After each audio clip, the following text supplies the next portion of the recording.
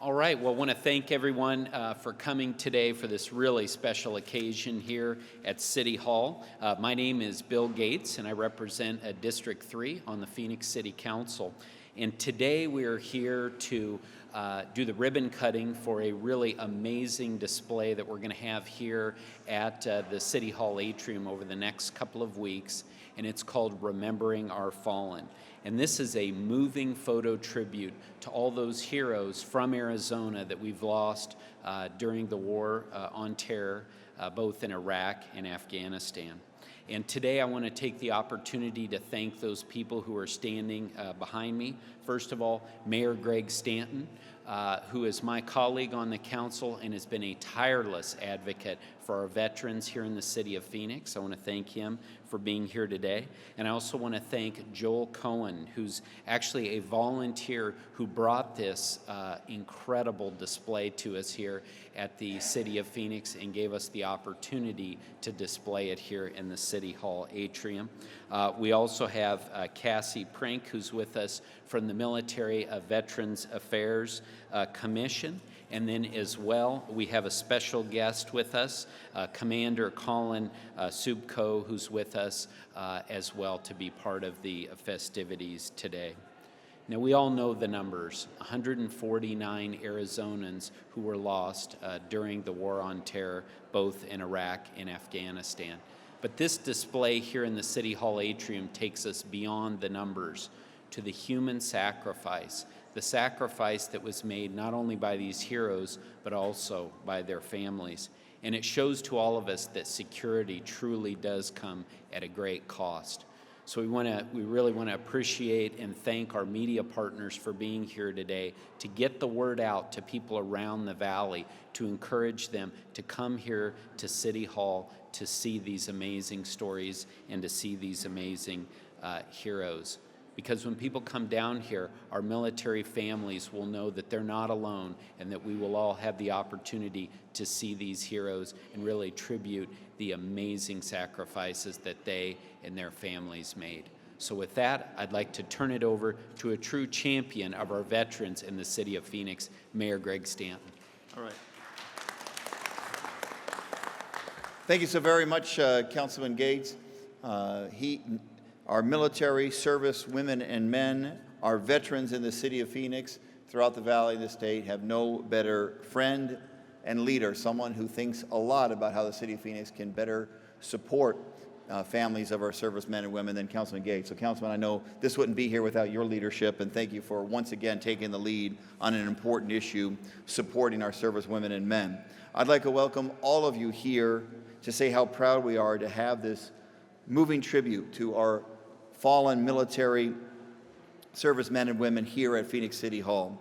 Thanks again to Councilman Gates for the work you have done to bring this memorial here. Thank you to Joel Cohen for making this possible here in Arizona, making Phoenix and Phoenix City Hall part of this amazing tribute. This is the people's house. This is the people's building. And it's apropos that all the citizens of Phoenix want to do what we can to show support for our active servicemen and women, honor those that have paid the ultimate sacrifice. Come down, as Bill Gates just mentioned, take the time to come down to Phoenix City Hall, your City Hall, see this amazing exhibit.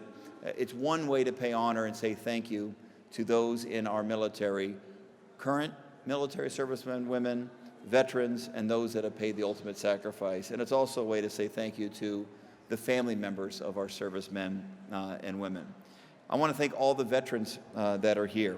I want to thank the family members and the loved ones of the 149 Arizonans we honor today that made the ultimate sacrifice to protect our peace and security. As you observe this incredible memorial, look into the eyes of our heroes. You can't help but be struck by how young, how vital they were when they lost their lives. But it is really the handwritten notes that you see affixed to those pictures that remind us of the many people that loved these heroes and missed them this day and for the rest of their lives as well. It is important that we keep these families close to us and that we continue to show our gratitude and appreciation as a community.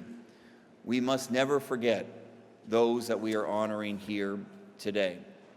But as a community, I will challenge us to be a source of strength and support for the families of the fallen as long as they need us.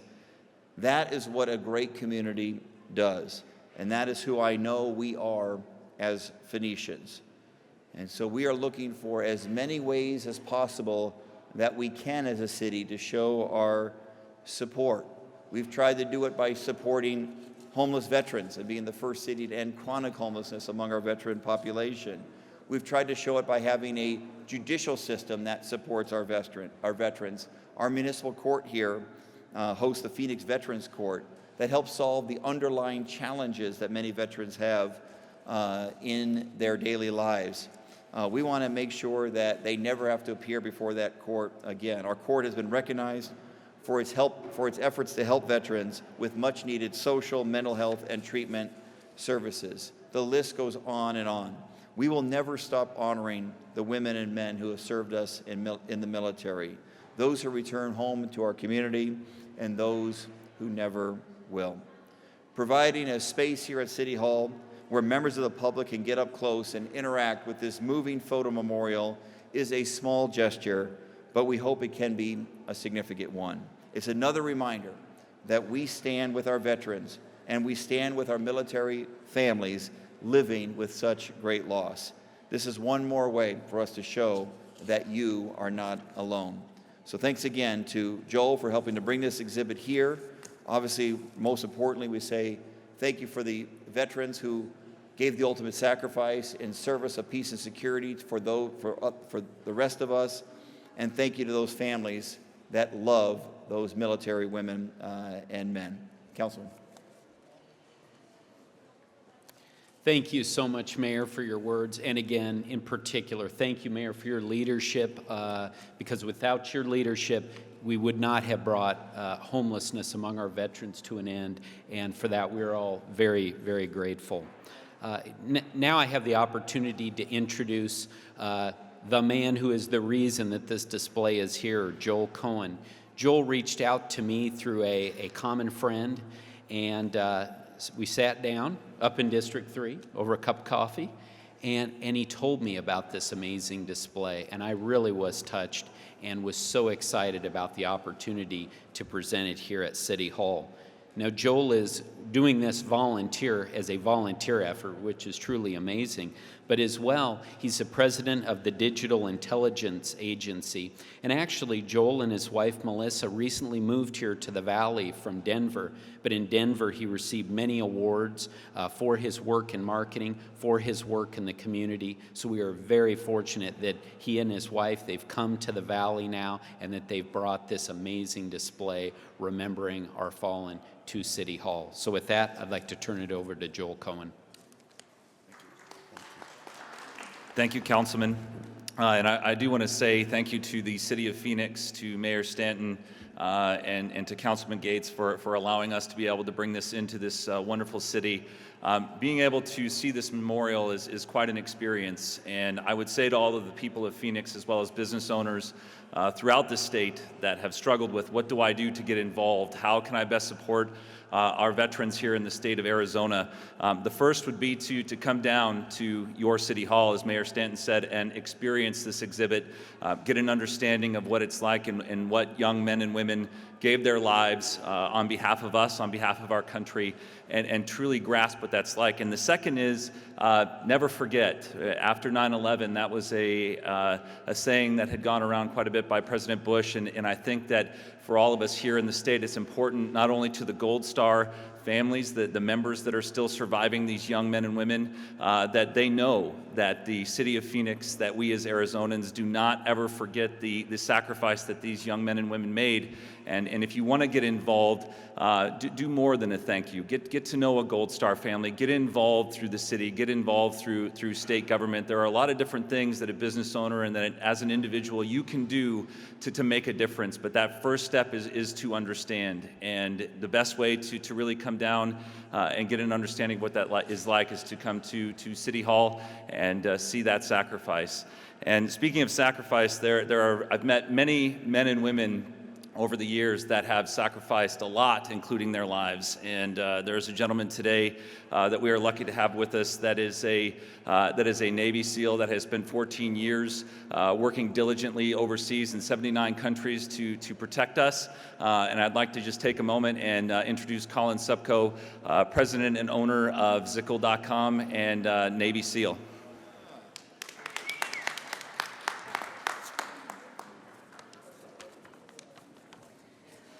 Wow, thank you. Good morning, everyone. Thank you, Joel, citizens of Phoenix, Councilman Gates, Mayor, and distinguished guests. I would like to speak to you today about two American values that I hold close to my heart: duty and sacrifice. Today we stand shoulder to shoulder as peers of the greatest nation the world has ever known, all equal, all filled with pride. And we are humbled by those who risked all for our republic. We stand here together as businessmen and women, public servants, and entrepreneurs. We stand as mothers and fathers, brothers and sisters, husbands and wives, and of course, veterans. I'm honored and humbled to speak to you all today on this very special occasion. I'd like to begin with a poem written by Mr. Archibald MacLeish, a World War I vet who spoke these words about duty and sacrifice. In this poem, he reminds us that although our young dead soldiers may no longer speak, they are still heard. Who has not heard them? They have a silence that speaks for them at night and when the clock counts. They say, "We were young. We have died. Remember us." They say, "We have done what we could, but until it is finished, it is not done." They say, "We have given our lives, but until it is finished, no one can know what our lives gave."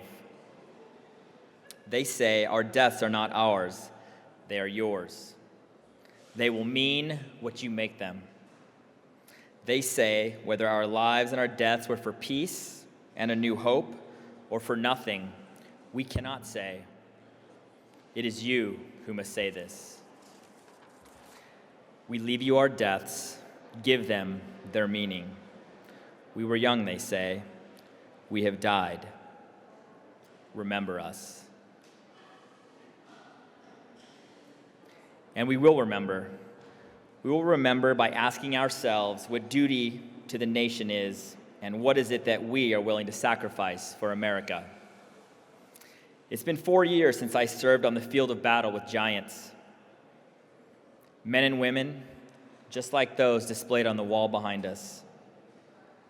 Men and women whose duty to you was unwavering and whose sacrifice, at best, found them away from home for years at a time, and at worst, in a coffin draped by the colors of our nation. But this day is not to mourn the dead. This day is to celebrate their lives, and to celebrate the lives of each vet here who proudly donned our country's cloth for this great experiment called America. We must never forget that it was these warriors who set the foundations and provided the freedom for citizens like yourselves to assume risk in an effort to bring value to American society. On this day, we gather here in this beautiful place, devoid of political partisanship and the divisiveness that plagues our country. This day is to honor the living, a day for remembrance, a singular day to focus our hearts on duty and sacrifice. I was lucky because while at Annapolis, duty and sacrifice were in the water. There, I studied the history of our nation's warriors in the hope that one day I might make them proud through my own service. Let's see what I remember. I remember World War I, the battle for Bela Wood, as the French forces were retreating under the bloody onslaught of German gunfire. A young Marine officer aptly said, "Retreat? Hell, we just got here." And into the maelstrom they went. World War II, The Japanese said they could hold Iwo Jima for 1,000 years. They had obviously never met a Marine or a frogman. Ernie Pyle, the famous war correspondent, said of our frogmen, they are half fish and half nuts. And following them ashore, our Navy Marine Corps team raised our proud colors atop that rock in 3 days. Korea. Colonel Chesty Puller is quoted as saying, "They are in front of us, behind us, and we are flanked on both sides by an enemy that outnumbers us 29-1. They can't get away from us now, boys." The Marines made it out and inflicted the highest casualty ratio on an enemy in history, destroying 7 entire enemy divisions in the process. Vietnam, a young Navy SEAL named Mike Thornton fights his way back through enemy gunfire to retrieve his lieutenant who had been shot multiple times, including once in the head. He then carries him for 3 miles through the jungle, fighting for both their lives until he was forced into the ocean by a wall of bullets. With only one way to go, he swam with his lieutenant on his back for 2 miles straight out to sea, finally being rescued hours later. He became the first and only serviceman to be awarded the Medal of Honor for saving the life of another Medal of Honor winner. These are the heroes that have worn the cloth of our great nation. I'm honored to stand in front of you to tell you stories of these giants and how they lived, duty and sacrifice. These 2 simple words should leave us humbled. They encompass the heart and soul of a nation. Now there are those who think that highlighting their own military service through books and movies is somehow justified, and I would be remiss not to mention this fact. I can only tell you that not a single one of these fame and celebrity-seeking individuals accomplished a thing without the help, support, and sacrifice of their teammates. Teammates that gave their lives and are on the wall behind us. The men and women of your armed forces do what we do for duty and love of country, period. My purpose and mission each and every day is clear. Every day, it is my job to make the men and women I served with, the men and women on this wall, proud. To remember and honor the warriors I was so lucky to have gone into battle with, the men and women that are immortalized here. So I challenge you all here today to think about what duty and sacrifice means to you. As citizens, we must promise to manage our families, our enterprises with loyalty and care. We must not advance our personal interests at the expense of our families, our enterprises, or our communities. We must understand and uphold in letter and spirit the laws that govern our conduct. Our word must be our bond. We must refrain from the trappings of corruption, unfair competition, or business practices harmful to our community. We must protect the human rights and dignity of all people affected by our enterprises. We must always oppose discrimination and exploitation. We must protect the rights of future generations to advance their standard of living with the ability to enjoy a healthy planet. We must invest in developing ourselves, others, and our communities.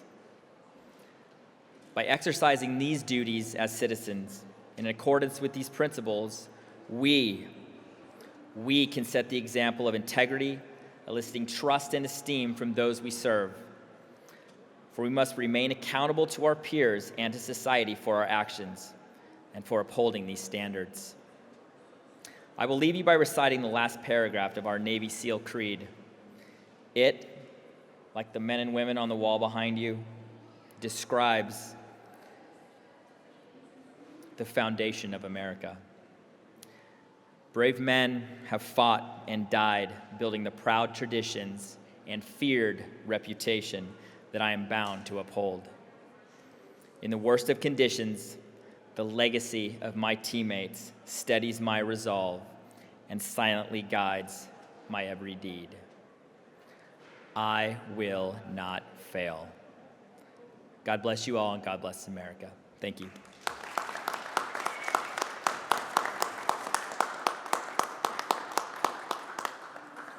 Thank you so much, Commander, for your words, and most importantly, thank you for your service to our country. We're forever indebted to you and all of those who you served with. And as I was listening to his discussion of the history of warfare in this country, I couldn't help but think about my own grandfather, who was a World War II vet and is 92 now and continues to live here in the Valley. And it is a long tradition of sacrifice of many Arizonans over the years.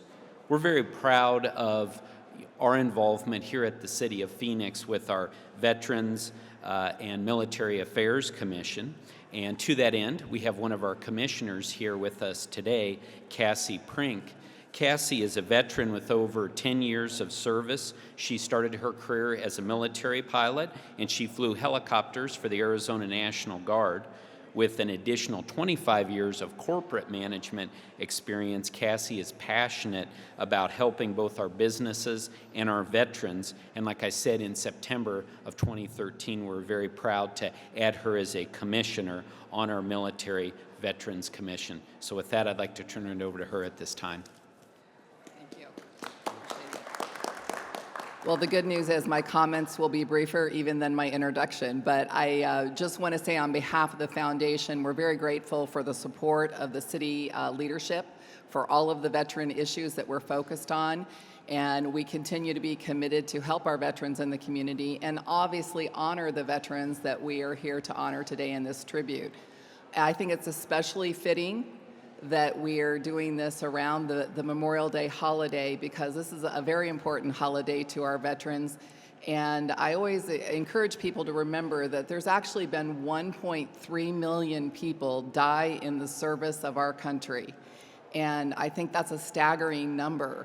And you know, while we're here to honor our Arizona veterans and the people who have served in the current conflict and lost their lives, I think when you look at the bigger picture of the history of our country, it's pretty awe-striking what people have done to protect our liberty. So I encourage everyone over the Memorial Day holiday to recommit to the mission of liberty and support our veterans, and remember that while this holiday is sometimes thought of as the beginning of summer, it really is a much bigger holiday than that, and it is a time to remember those who have sacrificed everything for our country. So thank you very much.